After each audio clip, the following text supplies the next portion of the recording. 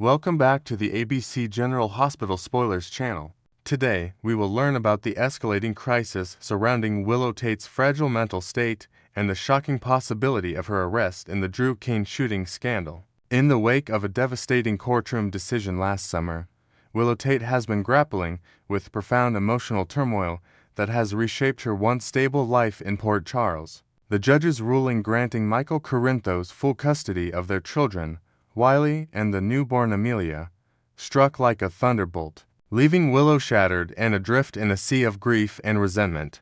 Witnesses in the courtroom described her reaction as a mix of raw heartbreak and eerie detachment, her eyes glazed over as she clutched the edge of the bench, whispering incoherent pleas under her breath that echoed through the hushed gallery. This moment marked the beginning of a downward spiral, where the dedicated nurse, known for her compassion in the halls of General Hospital, began exhibiting behaviors that alarmed even her closest allies. Friends like Nina Reeves and Sasha Gilmore noticed subtle shifts at first, sleepless nights leading to erratic shifts at work, where Willow would zone out during patient consultations, her mind clearly elsewhere.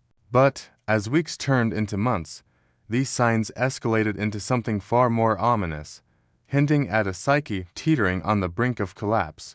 Willow's post-custody actions have painted a portrait of a woman unraveling thread by thread, her decisions veering into territory that feels both desperate and dangerously impulsive. Take, for instance, her obsessive pursuit of Daisy Gilmore, Michael's new romantic interest, which escalated from anonymous notes slipped under doors to full-blown surveillance outside Daisy's apartment building on the outskirts of town. Neighbors reported seeing a shadowy figure lingering in the fog-shrouded evenings, and it wasn't long before Daisy confided in Michael about feeling constantly watched, her paranoia mirroring Willow's own fractured reality. This stalking wasn't just a fleeting lapse. It culminated in a confrontation that forced Sasha Gilmore to abruptly leave Port Charles, packing her bags after a heated anonymous phone call that Willow later admitted was her doing, disguised in a trembling voice laced with bitterness. Adding to the horror, Willow's involvement in a minor altercation at the Floating Rib Bar last month, where she accidentally shattered a glass during a heated argument with a patron who resembled Michael, revealed a volatile temper she never possessed before. These incidents, layered with her withdrawal from social circles and her increasing reliance on over-the-counter sedatives to quiet the nightmares of empty nurseries, underscore a nurse whose empathy is curdling into something unrecognizable, a far cry from the resilient survivor who once battled cancer with unyielding grace. As tensions simmer in Port Charles, the shadow of a potential arrest looms large over Willow, centered on the brazen shooting of her ex-fiancé, Drew Cain, an event that has the entire town whispering about hidden motives and buried secrets. Drew, the resilient Quartermain heir and mayoral candidate, was ambushed in the dimly lit parking garage of the Metro Court late one evening, struck twice in the back by bullets from an antique revolver traced back to the Quartermain mansion, specifically Edward Quartermain's prized heirloom, kept in an unlocked display case in the study. Willow's connection to the crime is tantalizingly direct. As Drew's former partner, she harbored deep-seated grudges over his perceived abandonment during her health crises and his growing closeness to others in the aftermath of their breakup. Her motive, a toxic brew of jealousy and loss, amplified by the custody battle's fresh wounds, where she imagined Drew's influence swaying Michael against her. Compounding the suspicion, Willow's alibi for the night of the shooting, acclaimed solo walk along the docks, has evaporated under scrutiny, with security footage from nearby cameras showing only fleeting shadows that don't match her description, leaving investigators puzzled but pointedly eyeing her. Living temporarily with Elizabeth Liz Weber after a fallout with her support network, Willow's current home becomes ground zero when Anna Devane, the no-nonsense WSB operative turned PCPD consultant, obtains a warrant to scour the Weber residence for the missing weapon. Her team equipped with luminol and forensic kits ready to uncover traces of gunpowder residue or hidden compartments, the mounting evidence against Willow forms a web so intricate that even the most skeptical observers in Port Charles can't ignore its pull, drawing from overlooked details that now scream culpability. Dan Falco Neri, the sharp-eyed detective with a personal stake in the Quartermain drama, highlighted during a tense briefing with Anna how the family's outdated security system riddled with blind spots and outdated cameras provided easy access for someone familiar with the layout, like Willow, who had slipped into the mansion undetected during her stalking escapades against Daisy just weeks prior. Inventive forensic analysis reveals that the bullets matched a rare caliber once used in Quartermain hunting trips, and a partial fingerprint on the gun's grip, smudged but suggestive, aligns with Willow's from a recent hospital volunteer event where she handled similar props. Whether Willow pulled the trigger in a haze of rage, perhaps envisioning Drew as the architect of her family's fracture, or if she's an unwitting pawn in a larger conspiracy involving rival factions like the Casadines, the facts align damningly. Her unexplained late-night absences, a discarded glove near the crime scene bearing fibers from her nursing scrubs, and text messages deleted from her phone hinting at vengeful thoughts toward traitors in my life.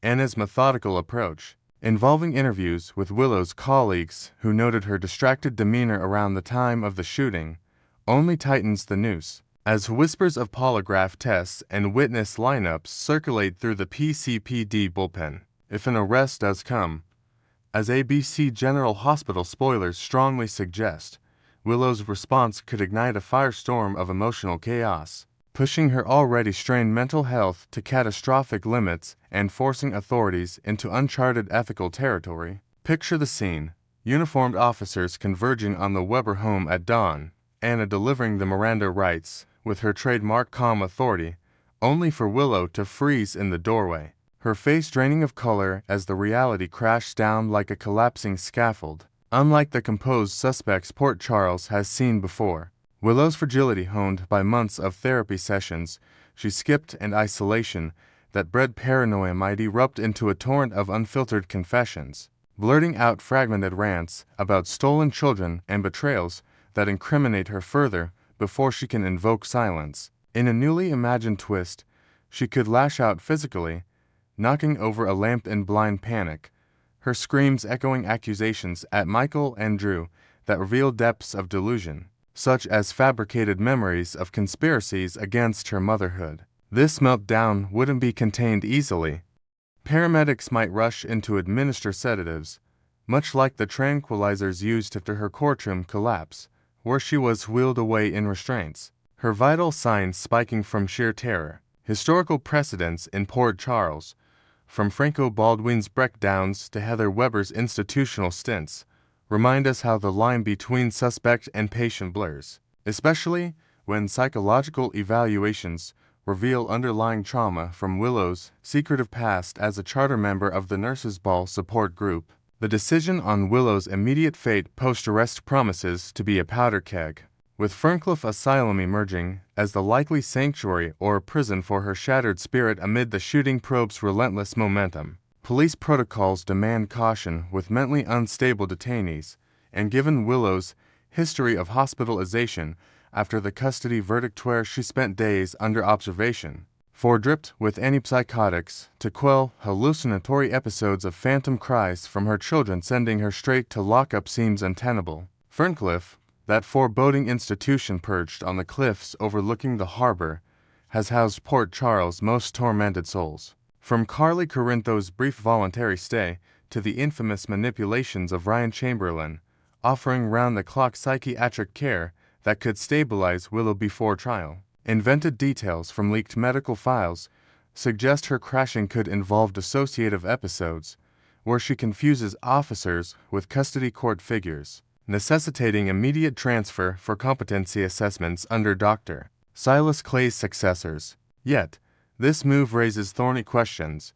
Would Michael petition for her evaluation, torn between paternal duty and lingering love? Could Liz Weber advocate fiercely, revealing hidden alliances forged in their shared living space? As the proverbial poop hits the fan, per insider buzz, Willow's unraveling will ripple through the Quartermain dynasty and beyond, testing loyalties and exposing fractures in the Corinthos empire. Next, we will learn about the electrifying clash between Jack Brennan and Britt Westbourne that's sending shockwaves through Port Charles and promising to redefine alliances in unexpected ways. The return of Britt Westbourne to the bustling corridors of General Hospital has ignited a frenzy among fans, injecting a much-needed dose of sharp wit, unapologetic attitude, and intellectual firepower into the drama-laden world of Port Charles that has felt somewhat adrift in recent months. Dubbed the Bridge for her no-holds-barred persona, Britt struts back onto the scene with the confidence of someone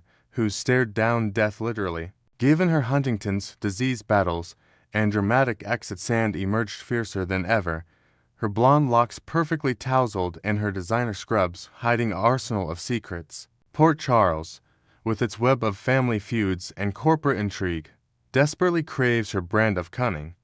She's the scalpel to the town's blunt knives, capable of slicing through pretenses that others merely poke at. Viewers recall her previous stints where she orchestrated elaborate schemes, from faking pregnancies to outmaneuvering rivals like Liesl Obrecht, her mother, in a twisted family tango that always kept audiences on the edge of their seats. This comeback isn't just a nostalgic nod.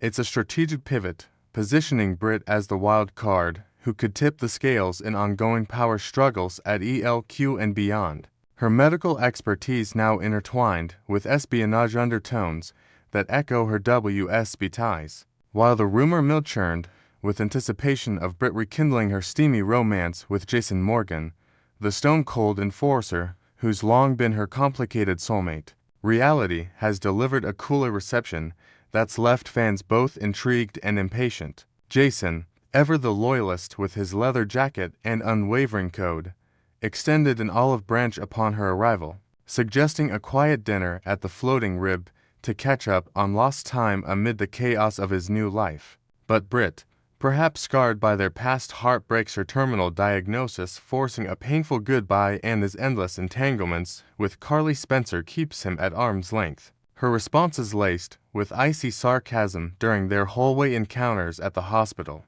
In one newly imagined scene, as Jason corners her near the elevators, pleading for a chance to rebuild, Britt retorts with a smirk, "Stone cold. I've thought out from colder places than your heart. Give me space before you freeze me solid again," her eyes flashing with unresolved tension that hints at future reconciliation but demands patience. This distance ain't rejection outright. It's Britt asserting her independence, focusing on her career resurgence rather than diving back into the emotional minefield Jason represents, allowing her to explore fresh dynamics without the baggage of their history weighing her down. Meanwhile, Jack Brennan's alliance with Carly Spencer, the indomitable force who's navigated everything from corporate takeovers to personal vendettas with bulldog tenacity, is teetering on the edge of explosion, fueled by layers of deception that threaten to unravel their fragile partnership. Jack, the suave WSB agent with a penchant for shadowy operations and charming facades, has been playing a dangerous game by pulling Carly's daughter, Josslyn Jax, into the high-stakes world of international espionage without her mother's knowledge, a move that nearly cost the young woman her life during a botched surveillance op in a rain-soaked warehouse on the docks. Joss, the fiery college student and Sonny Corinthos' daughter, was handpicked by Jack for her street smarts and loyalty.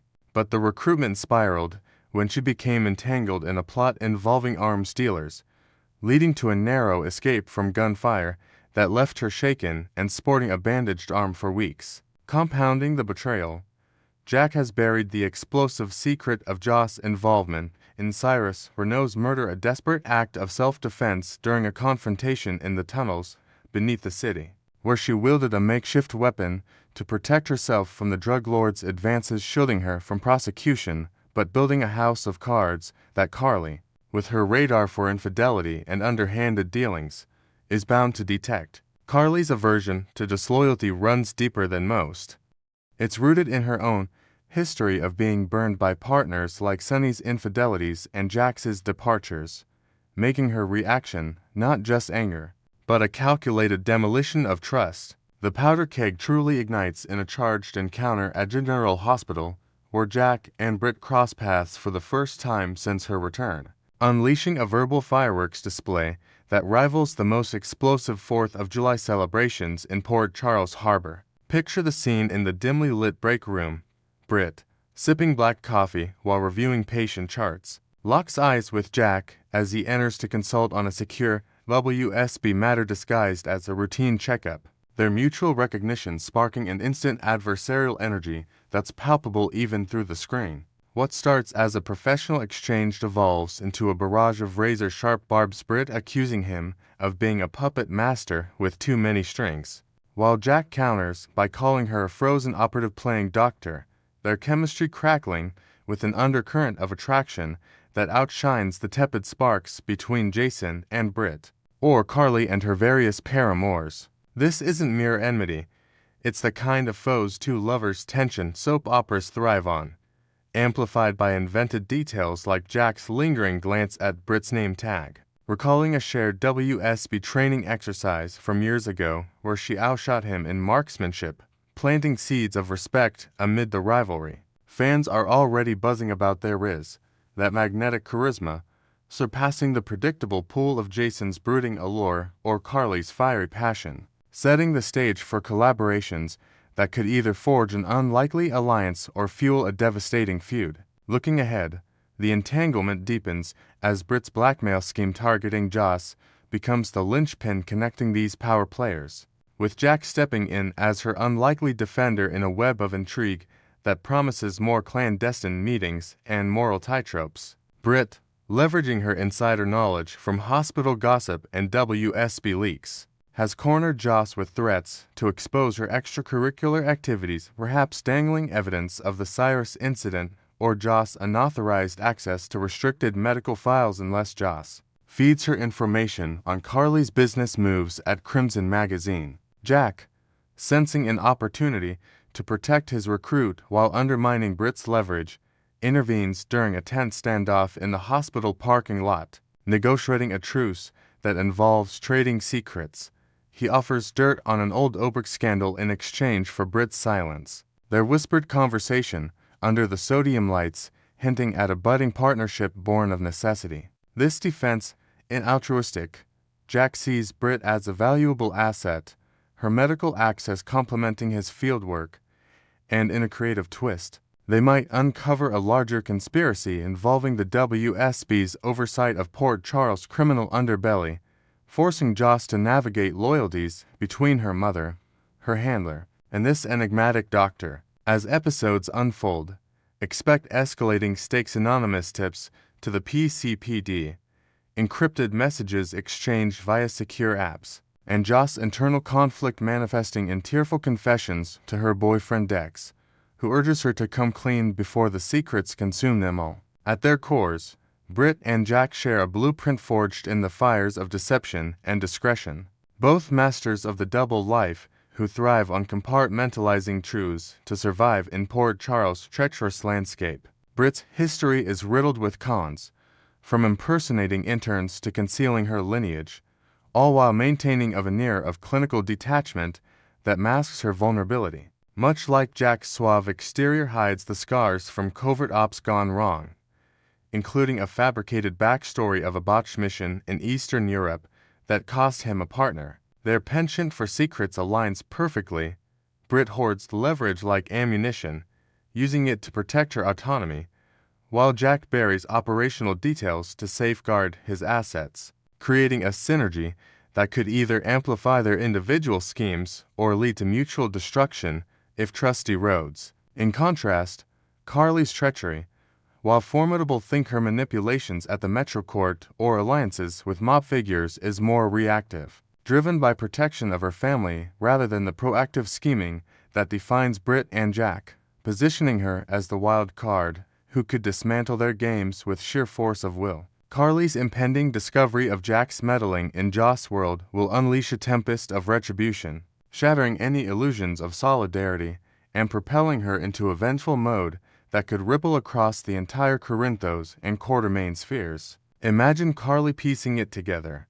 A stray WSB badge found in Joss' backpack, followed by a heated interrogation where Joss cracks under pressure, revealing the recruitment, the near-death brush, and the Cyrus cover-up, her daughter's eyes pleading for understanding amid the betrayal. Carly, who prides herself on unyielding maternal instincts honed through raising Michael and Donna amid constant threats, won't forgive lightly, should channel her fury into exposing Jack's operations, perhaps allying with Anna Devane to audit WSB activities in Port Charles or leaking intel to Sonny that paints Jack as a liability. This blow-up, in just personal it's seismic, potentially costing Jack his position and forcing Carly to reassess her own boundaries in a town where secrets are currency, with invented fallout including a dramatic confrontation at the Quartermaine mansion where Carly hurls accusations, shattering a priceless vase in the process. As for Jason Morgan, his evolution into the de facto patriarch of the Quartermaine legacy has rendered Britt's romantic return less essential, freeing him to focus on stabilizing ELQ amid boardroom battles and family reconciliations that demand his strategic mind over emotional entanglements. With Edward's shadow still looming and Tracy's machinations ever present, Jason's role involves brokering peace between Ned, Michael, and even distant relatives like Brooklyn, his enforcer background now channeled into legitimate business tactics like anti-takeover defenses. Britt's distance suits this phase. Jason no longer needs her as a confidant when he's surrounded by advisors, and in a speculative turn, he might even view her sparks with Jack as a healthy distraction, allowing him to pursue subtle overtures toward other interests, like rekindling with Sam McCall. This shift underscores Jason's growth, from hitman to heir, making the Britt-Jack dynamic all the more tantalizing as a standalone saga in Port Charles' ever-twisting narrative.